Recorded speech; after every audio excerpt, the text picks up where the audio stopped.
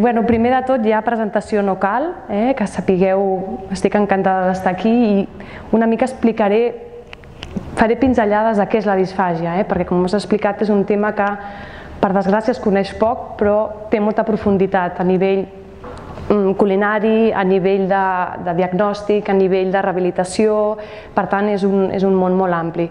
Abans de començar voldria saber qui de vostès coneix algú amb disfàgia o té proper la disfàgia o li sona la disfàgia? Ningú?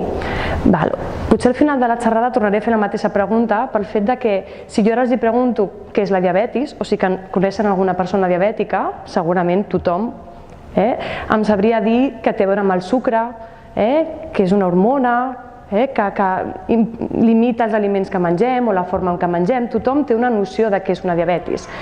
Fa uns anys això no era així i ara és el que està passant amb la disfàgia. La disfàgia, la diem disfàgia i la gent no sap ni què és, però és una malaltia més prevalent que la diabetis, només perquè us faci una idea del que estem parlant.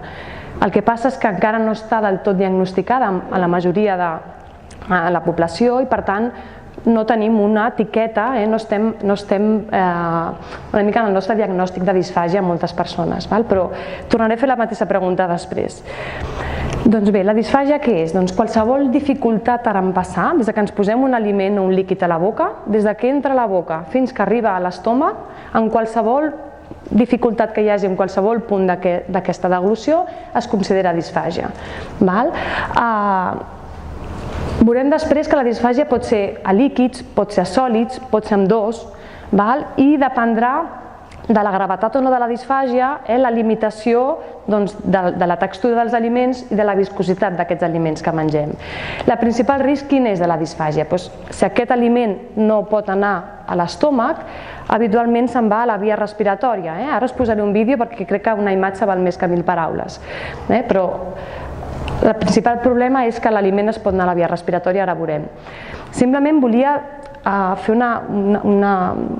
anomenar que la disfàgia, molt recentment, amb l'últim congrés que es va fer, es va instaurar com un síndrome geriàtric. Què vol dir això? Que és una malaltia o és un símptoma molt freqüent, molt prevalent entre la població anciana, que és multifactorial, no hi ha només una causa, aquí ha parlat el doctor Rubiral de la ELA, però també les demències, també els ictus, és a dir, tenir un accident vascular cerebral pot produir una disfàgia, o senzillament el fet de fer-nos grans. A partir dels 70 anys el risc de disfàgia, com ara veurem, és elevat, és a dir, apareix com una cosa més, un símptoma afegit a l'envelliment de la població. L'altra característica és que té unes comorbilitats. Aquesta disfàgia comporta una pèrdua d'estat nutricional, una pèrdua de qualitat de vida i en els pitjors casos, en el cas d'una disfàgia severa, condiciona una mortalitat. I l'altra característica perquè consideri síndrome geriàtric és que necessita d'un equip multidisciplinar, no només un metge. Qui diagnostica una disfàgia? Això és un tema que es discuteix encara avui dia, perquè ho pot detectar una infermera. Quan està al llit del malalt i pot detectar que tus o s'ennuega quan menja. Ho pot detectar el familiar que està a casa i veu el seu marit, el seu germà que tus durant el menjar. Per tant, sí, pot ser el neuròleg que el diagnostiqui o que el detecti, però hi ha molts professionals que intervenen amb aquesta disfàgia. I a vegades passa que quan no pertany a cap professió concreta és com estar en terra de ningú. No és del neuròleg, no és de logopedes, no és exclusivament de farmàcia, d'enfermers, de dietistes, per tant queda en terra de ningú. I a vegades això fa que es diagnostiqui encara menys, perquè no hi ha professional definit per qui ho faci. Intentaré, si puc posar aquest vídeo que les estaba explicando. En este caso, desde que nos ponemos el alimento en la boca, tenemos lo que llamamos el bolo, que lo que hacemos es masticar este bolo. Y una vez lo tenemos, la lengua es lo que impulsa este bolo y hace que se desplace hacia la vía digestiva. ¿Vale? Como ven, el bolo va cayendo, esto es a cámara lenta, pensar que estos son milisegundos, estamos hablando a mucha velocidad. Entonces el paladar se abre y aquí fíjense importante, ven aquí, esta válvula protege la vía respiratoria, aquí tendríamos el pulmón, aquí tendríamos el estómago y ven que hemos protegido la vía respiratoria para que el alimento vaya perfectamente hacia el estómago. Y piensen que todas estas órdenes hasta aquí es voluntario, yo decido cuánto tiempo mastico un alimento y decido en el momento que lo impulso. A partir de aquí todo el resto es involuntario. Por tanto ya podemos imaginar que cuando es el cerebro el que está afectado, cuando hay una disfagia neurógena, lo que ocurre es que la alteración de la deglución es lo que produce, ven, aquí esto es el esófago, como baja, vamos propulsando el alimento, esto es el esófago y puede que en algún punto de aquí también haya una obstrucción, haya una limitación para pasar el bolo, hasta que llega directamente al estómago. Aquí vemos la deglución normal, volvemos a ver la cámara lenta,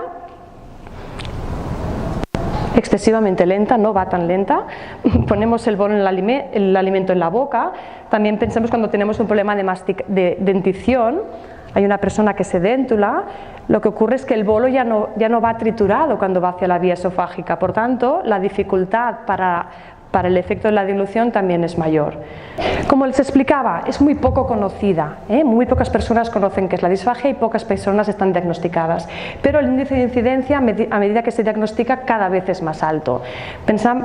Piensen que 20 millones de europeos presentan disfagia actualmente y, como les decía, una de cada 4 personas mayores de 70 años tienen disfagia y posiblemente no lo sepan. ¿Cómo la clasificamos? Pues como hemos visto, si hay un problema en la zona orofaringea, desde la boca, este tramo de aquí está la faringe, cualquier dificultad en esta zona le hablamos de una disfagia orofaringea. Cuando el problema es ya en el esófago que hemos visto, que es tan largo, cualquier obstrucción en este punto le llamamos una disfagia esofágica. ¿Y cómo la podemos clasificar también? En función de cómo adaptaremos la dieta, que esto es lo que les explicaré después. Se habla de una disfagia líquidos. ¿Qué significa disfagia líquidos? Pues que el problema es todo aquello que tiene una viscosidad como el agua, la leche, el zumo, el café, personas que se atragantan, tosen, ahora veremos qué señales puede haber cuando toman líquidos exclusivamente. Pero luego hay personas que les pasa más con el sólido, cuando toman un pan seco, una magdalena, un biscote, dependiendo de la zona que esté afectada para esta disfagia. ¿Cuándo es más frecuente? ¿Cuándo la disfagia la incidencia es más alta? Pues sobre todo en demencias, personas con Alzheimer, con Parkinson. Pensad que la prevalencia es del 84% de personas con Alzheimer o el 82% en Parkinson, es decir, son incidencias muy elevadas. Pero luego también tenemos pacientes oncológicos, sobre todo que han sido de cánceres de cabeza y cuello, que han sido muchas veces o intervenidos quirúrgicamente o que han recibido radioterapia. En estos casos también la zona afectada por la radioterapia acostuma a afectar a la deglución, y la prevalencia es del 80%, evidentemente en función del grado de radiación que ha tenido o de tratamiento que ha tenido. Tenemos la esclerosis lateral amiotrófica, como les explicaba el doctor Rubiralta. Hablamos de no una incidencia baja, hablamos de un 60%, también dependiendo del momento de la evolución de la enfermedad donde se haya valorado. Y luego tenemos ictus, muy frecuente, sobre todo en los primeros 3 meses post-ictus. Muchas veces esta disfagia se instaura y algunas veces llega a revertir, igual que revierten otras señales que hemos tenido del ictus. Pero luego tenemos otras enfermedades, esclerosis múltiple, retrasos mentales, miastenia gravis, etc. Pero no se olviden en que el hecho de envejecer nos produce esta disfagia. Es decir, podemos ser ancianos sanos y tener esta disfagia. Lo que pasa es que no lo sabemos. A partir de 70 años, el valor que hablamos ahora y que tenemos detectado es un 25%, pero posiblemente en unos años se duplicará o triplicará. Vamos a ver, ¿qué complicaciones tiene esta disfagia? Pues bueno, si hemos dicho, primero de todo, que el alimento, en lugar de irse por el esófago al estómago, se va por el lado contrario, llega al pulmón. ¿Qué ocurre en el pulmón si llega líquido? No puede haber líquido en un pulmón, no puede haber alimento. Entonces la primera consecuencia que tendremos es una neumonía, una aspiración que le llamamos nosotros, que es que el bolo, sea del que sea, ha ido todo o en parte a la vía respiratoria. ¿Y qué ocurre? Si en la boca tenemos una bacteria, que no es difícil, que tengamos una bacteria porque no hemos lavado bien los dientes, esta bacteria que ha ido con este líquido, este alimento y ha llegado al estómago, esto puede producir una neumonía. Aquí aprovecho para insistiendo en que a veces no detectamos las consecuencias. Hay personas que tienen, ahora veremos, señales, tosen, se atragantan, etcétera, y luego tienen resfriados, verano e invierno, que no se acaban de curar nunca. Resfriados de aquellos que acaban con antibiótico de forma recurrente. Muchas veces es como se detecta en nuestras consultas, de pacientes que siempre están resfriados, digo entre comillas, porque se refiere como una mucosidad, una tos, una carraspera, es decir, todos los señales muy, muy sutiles, y al final acaban con antibiótico. ¿Qué estamos curando? La neumonía. Tratamos la neumonía o tratamos la infección respiratoria, la bronquitis, y el paciente se vuelve a su casa y al cabo de unos meses vuelve a ir al médico porque sigue estando resfriado. ¿Y qué ocurre? Esto de forma recurrente no estamos detectando el origen de todo esto, que es esta disfagia. Y eso es lo que a veces está escondido en los diagnósticos de la disfagia. Y la otra consecuencia, pues como hemos dicho, si el alimento no va al estómago, que es donde tiene que ir y donde se produce todo, después del estómago, todo el proceso de digestión, esto produce una malnutrición, el paciente no le llega suficiente alimento. Igual que si el alimento que tenemos en la boca nos cuesta muchísimo masticar, nos cuesta mucho tragar, ¿qué ocurre? Cuando hemos comido 4 cucharadas, ya no queremos más, porque estamos cansados, lo que le decimos, un problema de eficacia de la deglución, estamos cansados de comer, por tanto, la ingesta será menor. ¿Vale? Aquí veríamos un problema de eficacia, que sería que el paciente tiene el alimento en la boca, pero el bolo es tan espeso, tan seco, le cuesta tanto de propulsar con la lengua, todo es tan lento y tan que acaba obstruyéndose en algún punto, siempre le queda un resto. Entonces cuando propulsamos realmente enviamos todo el alimento hacia el estómago. A algunas personas le van quedando restos en boca, en faringe, ¿y qué ocurre? Estos restos que pueden quedar de alimento, que los podemos notar o no, pueden ir a la vía respiratoria al cabo del rato. Aquello es lo que ocurre clínicamente, que a veces es que he comido a las 2 de la tarde y a las 5 de la tarde o a las 3 de la tarde me ha atragantado solo. Muchas veces es un resto de residuo de alimento que, por la dificultad que ha tenido, porque es un alimento seco, es un alimento duro, es un alimento que no ha acabado su proceso habitual, puede haber ido a la vía respiratoria. ¿Sí? Bueno, aquí les presentaba un poco lo que hemos evidenciado en los últimos años de qué consecuencias, de lo grave que es esta disfagia, aunque no la diagnostiquemos, y es que sabemos que el 50% de pacientes con disfagia, que tienen esta alteración de la seguridad, el líquido se va hacia el pulmón, el 50% de esas personas tendrán una neumonía. Y el 50% de estas personas que tienen neumonía acabarán mortalidad debido a esta disfagia. No nos morirán por una neumonía, morirán por la disfagia que ha causado esta neumonía previa. ¿Vale? Sí, les he explicado antes el riesgo que es tener esta disfagia diagnosticada, tener una mala higiene oral, no lavarse bien esta boca, es decir, tener bacterias en esta boca, y una malnutrición que hace que a nivel muscular, piensen que todo este efecto que hemos visto, este vídeo que les he puesto, aquí influyen muchísimos músculos, y estos músculos la función que tienen es de hacer que baje el bolo, propulsarlo, impulsarlo para que todo sea bien eficaz. Si estamos malnutridos, hemos perdido peso, estamos débiles, somos frágiles, esta deglución estará afectada. Señales que hemos de tener en cuenta, y esto es lo que les explicaba, ¿qué es lo que podemos notar en casa, en la residencia de ancianos, que la incidencia es muy alta, sobre todo en restaurantes, muchas veces en los restaurantes se oye a la gente toser y atragantarse. ¿Vale? Primero, la tos, propiamente. Carraspeo, les he dicho, esta molestia muy sutil, pero cada vez que bebemos. Atragantamiento, que quizás es el más espectacular, es el que a todos vamos a buscar ayuda, normalmente cuando nos atragantamos, o taponamos la vía respiratoria, entonces nos ponemos azules, entonces esto es más escandaloso, pero esto también son señales de disfagia. Residuos de comida, lo que les explicaba, que note que siempre le queda un trozo en la boca, o hagas enseñar la lengua a la persona y siempre tenga. Y piense que cuando hablamos de residuo, hay personas que tienen residuo con el agua. Es decir, nosotros en la prueba clínica lo máximo volumen que damos es 20 mililitros, muy poquita cantidad, y con este volumen muchas personas han de tragar 3 y 4 veces para tragar 20 mililitros y les queda algún resto siempre en la boca. Por tanto, dependiendo del grado, aquí vendrá la mayor o menor molestia o señal clínica de todo esto. Luego ya cuando son más demencias o personas más de edad más avanzada y más, sobre todo con demencia, tienen el babeo que le llamamos el mal sello labial, la boca no acaba de cerrar bien, entonces pierden alimento por la boca. Y luego la fiebre le hablamos a tener esta consecuencia ya de la disfagia que no se ha detectado bien. Pero sobre todo pérdida de peso, puede ser una señal, o infecciones respiratorias de repetición, una detrás de otra. ¿Vale?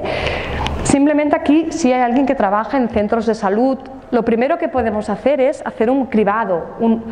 Eso es un test muy rápido, estos son 10 preguntas muy sencillas para poder, esto no diagnostica por supuesto una disfagia, pero sí que hace saber si hay un riesgo o no, si hay que derivar a otro profesional para que valore o no.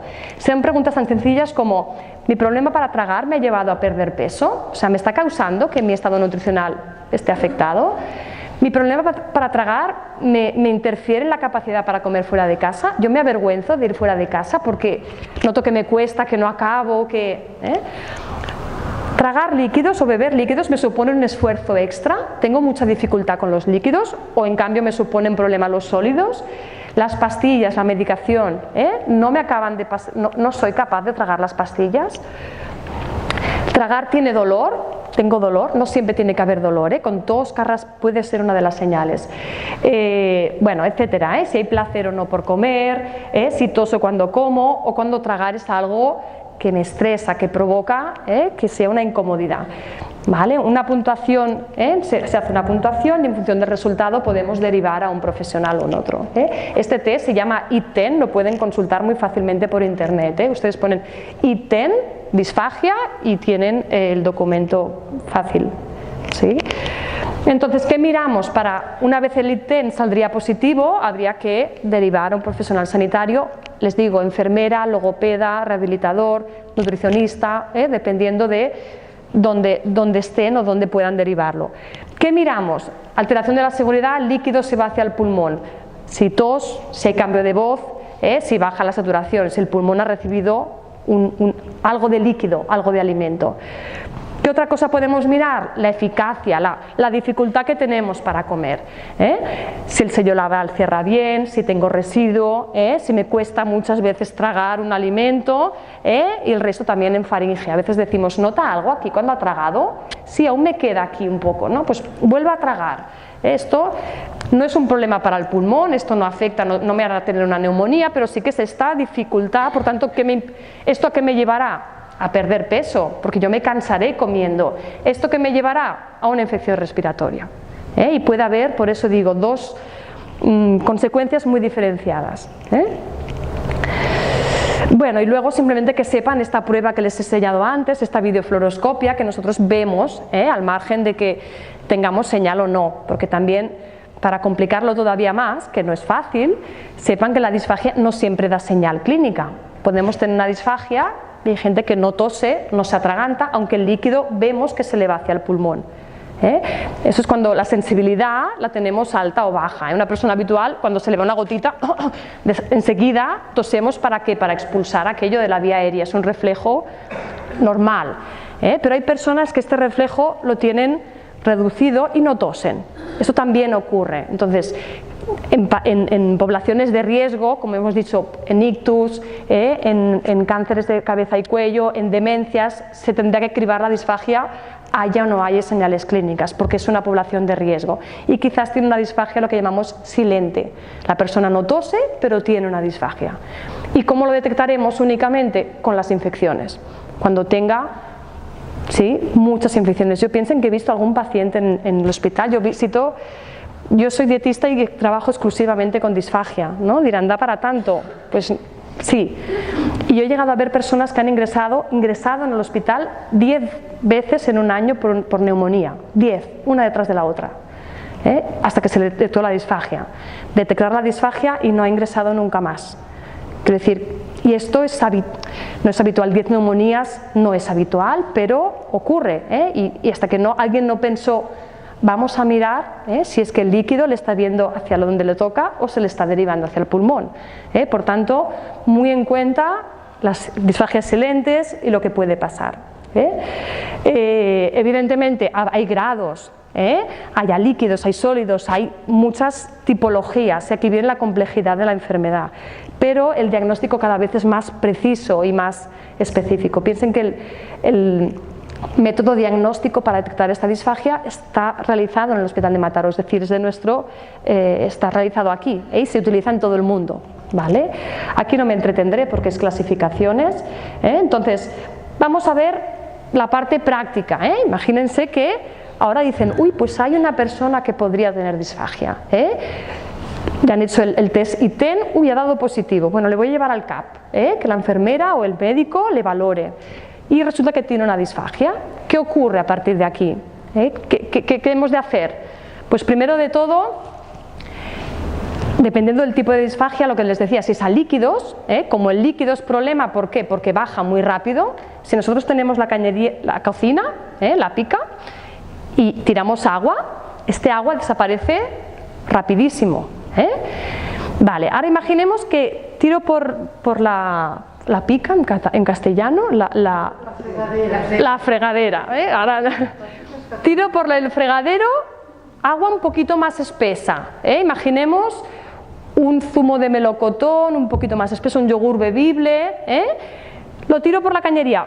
Podría incluso llegar a tocarlo, ¿no? Baja un poquito más despacio. Y ahora imaginamos que tiramos una gelatina espesa, una gelatina, todos la imaginamos o una compota. Si yo la tiro, ¿qué ocurrirá? A lo mejor se quedará allí, si la empujo un poquito acabará bajando, ¿vale? Esto es lo que ocurre exactamente cuando nosotros tragamos diferentes líquidos. El líquido, en el momento que lo trago, se va tan rápido que normalmente las disfagias habituales que hemos visto, que la válvula, aquello que cierra tan poquito a poco que el líquido se ha colado. Por tanto, provoca un problema. ¿Qué hemos de hacer en estos casos? Espesar un poquito más. ¿Sí? Si el problema es que las válvulas que cierran la vía respiratoria van lentas, yo he de hacer que el líquido también vaya lento, que se adapte a la velocidad de sus válvulas, y eso es lo que medimos. Por tanto, la primera adaptación que hacemos es cambiar la viscosidad de los líquidos. ¿Por qué? Porque si los reflejos van lentos, el líquido ha de bajar lento. ¿Sí? Que vean lo que estamos hablando: líquido, agua, esta sería viscosidad, ¿vale? Esto es agua. Es azul para que se vea la viscosidad, no porque hay que beber líquido azul. Es un néctar, que sería un poquito más que un zumo de melocotón, de viscosidad hablamos, y esto es un pudding. Entonces, dependiendo del grado de disfagia, ¿qué ocurre? Que el agua que bebemos, el agua, la leche, el zumo, el café, tenemos que cambiarlo de viscosidad. Hay personas que a néctar ya compensarán bien, porque tienen una disfagia leve y por tanto solo espesar un poquito estos líquidos, ya está. Pero habrá personas que necesitarán tomar todos los líquidos en cuchara, como una gelatina. ¿Por qué? Porque su respuesta es muy lenta y cualquier líquido que tenga menos viscosidad se le va a ir hacia el pulmón. ¿Vale? Entonces, aquí oirán o verán que hay adaptaciones en función del grado, pero que puede llegar a cambiar la vida de forma de que ya no se puede beber de un vaso, hay que beber en cuchara. Y esto es un cambio muy importante, porque agua, todos tenemos claro cómo es el agua: transparente, líquida, y se bebe en un vaso. Si ahora, del día de hoy a mañana, les dicen que el agua, el café, el vino, el cava, el champán, todo lo han de beber en cuchara, ya no es beber. Y aquí viene el primer conflicto o dificultad que hay en seguir las recomendaciones en disfagia. Simplemente lo que les explicaba, que sepan que hay diferentes viscosidades: líquido, néctar como un zumo más o menos, miel es un entremedio, sería como un yogur, y luego la gelatina propiamente, la compota. ¿Vale? Pero esto le tiene que decir la persona que le ha valorado exactamente qué grado de disfagia hay y qué adaptación de líquidos ha de haber, si la disfagia es a líquidos. Simplemente aquí cosas que si alguien trabaja en algún centro con gente mayor, con demencias, es importante. Una, ¿qué piensan de las gelatinas? Después de lo que les he explicado, la gelatina, ¿qué pasa si yo abro una gelatina y la dejo encima de la mesa un rato? ¿Sí? ¿Sí? Se queda líquida. ¿Por qué? Porque el calor hace que se transforme en líquido, no es estable. ¿Qué ocurre si yo me pongo una gelatina en la boca y la tengo 4 segundos en la boca? Lo mismo, y se acelera incluso porque el calor hace que se deshaga aún más rápido esta gelatina. Por tanto, la gelatina es un alimento de riesgo en disfagia. Le hablaba de tipo gelatina para que entendieran que es en cuchara, pero la gelatina de subcomercial, que entendemos, la del supermercado, es de riesgo porque en boca se transforma en líquido. Por tanto, cuando yo trago como un líquido, no me estoy tragando algo entero. Entonces, comercialmente hay lo que se llaman aguas gelificadas, que entonces no dejan ir líquido. Son gelatinas igual, pero no desprenden líquido, por tanto esas serían seguras. En determinadas personas que le puedan decir, no, tome la gelatina bien fría y en cuanto se la pongan, trague. Entonces podría ser, pero alguien que se pone la gelatina y le da vueltas y vueltas, porque la función oral la tiene la orden que da el cerebro la da muy lenta, esta persona no puede tomar gelatina porque se atragantará igual. Es otra consulta habitual. No, le doy gelatina y se atraganta. Es que puede ser que tenga la parte líquida de esta gelatina. Cañitas, el mismo concepto. Les he dicho, si yo pongo líquido en la cocina y se escapa, yo si hago con la cañita aspiro, aún baja más rápido el líquido, ¿no? Por tanto, aún estoy provocando más atragantamientos o más que se desvía hacia el otro lado. Mejor es beber en vaso, que yo controlo la cantidad que bebo. Jeringas, lo mismo. Personas que dan de alimentar a familiares con la jeringa. Aceleras aún más el bolo, si hay una disfagia y más riesgo de atragantamiento, ¿vale? La cabeza, también la posición de la cabeza siempre es mejor flexión anterior, mirar hacia abajo, porque protegemos ligeramente la vía respiratoria. Cuando bebemos así, la vía aérea está totalmente abierta, por tanto hay más riesgo de atragantamiento. Entonces muchas personas con disfagia, a sorbitos pequeños, agua o líquido, a sorbitos pequeños y con flexión anterior, pueden compensar esta disfagia, sería grado mínimo. Por tanto, evitar esta hiperextensión de la cabeza mirando hacia atrás. ¿Qué es frecuente? Estar comiendo o bebiendo, televisión o alguien que mirando hacia arriba y la cabeza así. Eso es un riesgo.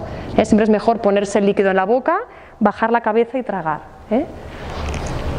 Bueno, entonces los líquidos, diferentes viscosidades en función del grado de disfagia, desde cuchara hasta beber a sorbitos.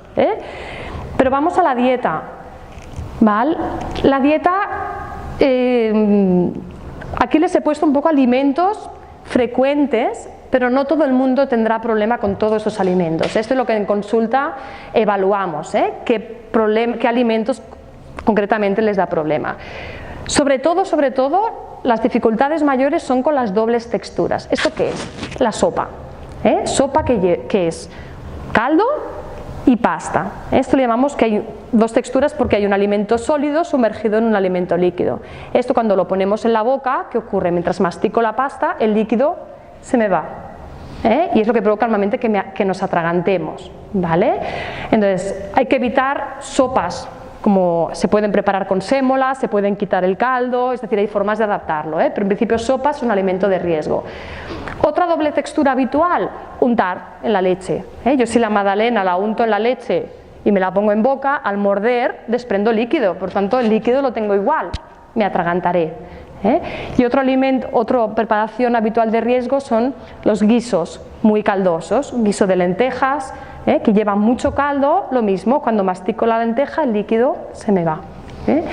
Y luego la fruta de mucha agua, naranjas, mandarinas, melón, sandía, piña, que yo el mismo concepto, muerdo en boca y al morder el líquido coge el camino que no toca y se puede ir a la vía respiratoria, ¿vale? Por tanto es textura doble y alimentos que desprenden líquido. Eso serían las disfagias más habituales, la de persona adulta, es decir, persona anciana sana, pero que tiene una disfagia con las dobles texturas. Pero luego hay alimentos que se funden. El helado puedo coger con una cuchara, pero lo mismo que la gelatina, si yo la tengo en la boca y la deshago, acabo tragándolo como un líquido, me puede dar problema. A las gelatinas ya lo hemos hablado. Alimentos que no forman el bolo. ¿Qué significa esto? Que si yo, por ejemplo, un arroz blanco, yo cuando hiervo el arroz lo lavo, cada granito ¿sí? Y le pongo un poquito de aceite, es muy difícil de homogeneizar. O mastico muy bien, salivo muy bien y hago un bolo bien perfecto, si no, el granito de arroz cada uno me va para un lado. Y esto provoca muchos atragantamientos, muchos problemas de deglución, ¿vale? ¿Esto qué ocurre? Con lentejas que tienen fibra, que tienen la piel, el arroz, etcétera. Alimentos que se rompen, aquí vamos a los duros que hablábamos antes, el biscote, al morder una patata chip, muerdo la patata chip y cada trozo se va para un lado, me puede dar problema. Alimentos que se enganchan, la galleta María cuando la untamos en la leche, aquí no absorbe leche, pero sí que se queda blanda, que a veces se engancha en el vaso y queda, pues lo mismo pasa en paladar y en faringe. Esta galleta humedecida con leche se engancha y por tanto la deglución no es eficaz y no es segura. Alimentos que resbalan, las almejas, todo aquello que si no masticamos bien, no trituramos, se pueden escapar. Cosas fibrosas con semillas, etcétera, ¿sí?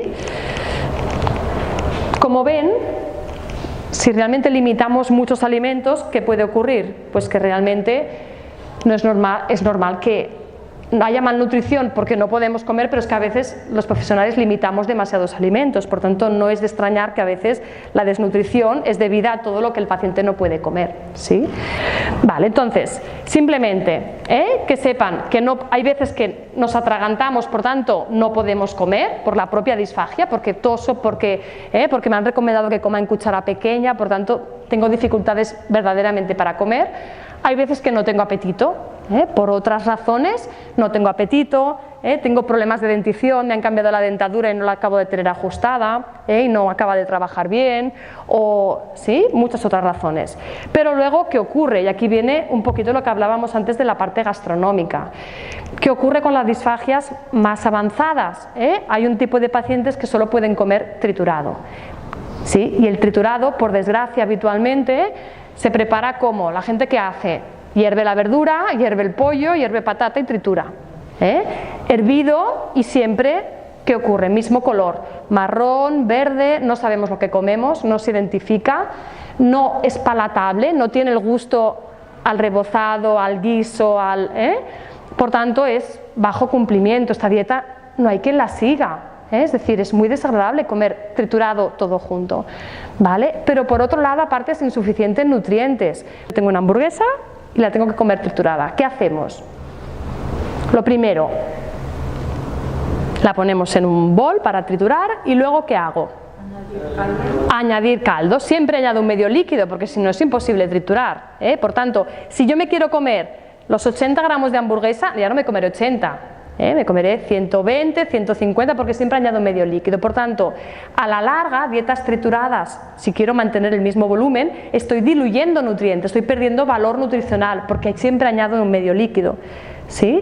Que esto es lo que verán aquí. Si yo cojo una hamburguesa con su valor nutricional, 200 calorías, 10 gramos de proteína y 65% de agua. Muy bien, preparo un puré, añado líquido. Pero si quiero mantener el mismo volumen, pierdo calorías y pierdo proteína. Y si elaboro una mousse, que aún es más palatable, es más agradable, incorporo aire, aún pierdo más caloría y más proteína. Por tanto, ayudamos con la textura, pero muchas veces no tenemos en cuenta ni la parte organoléptica ni la parte nutricional que estamos perdiendo por adaptar la textura. Por tanto, si tienen a alguien con disfagia o incluso diría alguien que tiene dieta triturada, cuidado porque hay que enriquecer estas dietas, si no, siempre será insuficiente. Y si esta persona pierde peso, pierde estado nutricional, esta persona le afectará la disfagia. Por tanto, es el pez que se muerde la cola, es un círculo vicioso, ¿vale? La disfagia debilita porque no conseguimos cubrir las necesidades. Y la otra problema es que les he dicho, las sopas son un problema, el untar la magdalena es un problema y la fruta es un problema. ¿Qué toman muchos de ustedes para cenar? Estoy segura que si hiciéramos registros toman sopa, toman fruta y por la mañana toman sopa de pan o magdalena a la leche. Por tanto, por desgracia, la disfagia actúa o tiene alimentos de riesgo en aquellos hábitos habituales de nuestra culinaria, de nuestra tradición culinaria. Por tanto, esto es un riesgo nutricional añadido. Por tanto, no es de extrañar que aún estemos afectándolo más. Simplemente para acabar, no me quiero entretener más. ¿Qué es importante? Hemos de controlar esta disfagia, por tanto, hemos de adaptar líquidos y sólidos, sí o sí, porque si no la disfagia no la podemos solucionar. Hemos de adaptar o cambiar el aspecto de los platos, y esto es lo que estamos trabajando mucho, tanto desde Mataró como desde la universidad, porque es mejorar no solo el estado nutricional, sino la calidad de vida. Es decir, personas que tienen que comer triturado todas las comidas del día durante toda la seva vida, hemos de tenerlo en cuenta y se ha de trabajar aquí. Y por tanto, y también la parte nutricional, como les he dicho, enriquecer estos platos. Bueno, aquí no me entretendré, hay dos texturas habituales, que hay un puré. Entonces, ¿qué queremos? ¿Qué estamos intentando también promover? Todo se puede triturar, absolutamente todo. Si yo hago una carne rebozada, un San Jacobo, jamón, queso, hago el San Jacobo y luego lo trituro. El gusto final nunca será igual que si yo hiervo un pollo, es decir, hay que huir de los hervidos, hay que ir a cocciones más elaboradas y luego aprender a triturar. Y aprender en qué manera se tritura. Si el alimento es por separado, siempre es mejor que todo junto. Aquí ejemplos que hemos trabajado con lo que os decía con Fundación Alicia. ¿Sí? Eso es un bacalao con judía blanca y ensalada. El aspecto es muy agradable, aunque sea todo junto. Unos espaguetis con ensalada, con salmón y ensalada, es agradable. Respetar el volumen, no es lo mismo que yo triture todo en un bol y sirva 400-450 gramos en un bol, que no que ponga 2 boles más pequeños, siempre será más agradable, reducir volumen. ¿Qué otras cosas puede hacer? Lo que les decía, en lugar de triturar todo junto, separemos por colores. Esos son unos macarrones con tomate. Si yo trituro la pasta con el aceite, con la sal, por un lado, y luego el tomate, yo escojo si como solo pasta o pasta con tomate. O lo puedo luego revolver yo, pero el aspecto, la presencia es diferente. Hemos de intentar que aporte todos los grupos de alimento, la proteína, el carbohidrato, es decir, todo, las dietas trituradas, y podemos utilizar alimentos que enriquezcan estos purés, que puede ser la clara de huevo, la almendra, los quesitos, etcétera. Es decir, hay alimentos que nos pueden ayudar a aumentar el valor nutricional de estos platos. ¿Sí? Y bueno, para acabar, no sé si voy muy mal de tiempo, saber que estamos haciendo una campaña para hacer estos talleres de cocina, enseñar a la gente cómo se cocinan estos platos y cómo hacer que sean seguros para la disfagia, pero atractivos a nivel organoléptico. Entonces, simplemente... ¿Vale? Esto, imágenes de platos que estamos haciendo. Realmente todo esto que les presento aquí son platos que ha cocinado la gente, esos son mayoritariamente cuidadores de pacientes con disfagia, algún paciente también había, y lo han cocinado todo ellos, simplemente dándoles las indicaciones, las recetas, por supuesto, de lo que tienen que cocinar.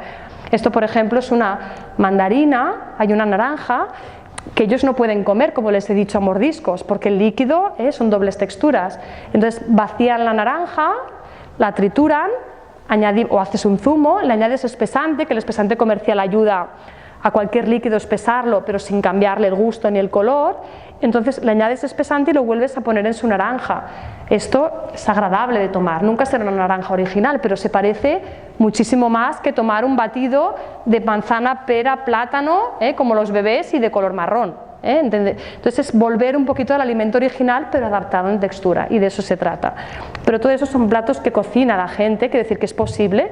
No estamos hablando de los Roca, no, estamos hablando de cocina de la calle. Eso son unas espinacas, eso es una coca con chocolate, esto es un enriquecimiento proteico y calórico. Este plato tiene casi 500 calorías, y unos 10 gramos de proteína, es decir, que son platos que están muy bien adaptados. Y eso es un menú de textura triturada, aquí textura triturada, y aquí una dieta más entera, que también hay personas que pueden comer más entero. ¿Vale? Y luego, ahora les presentará el doctor Rubiralta un poquito guías que también están accesibles y que pueden encontrar platos adaptados a esta disfagia en textura y sobre todo que son muy atractivos. ¿Sí? Pues creo que esto es todo. Si tienen alguna duda, esto es todo.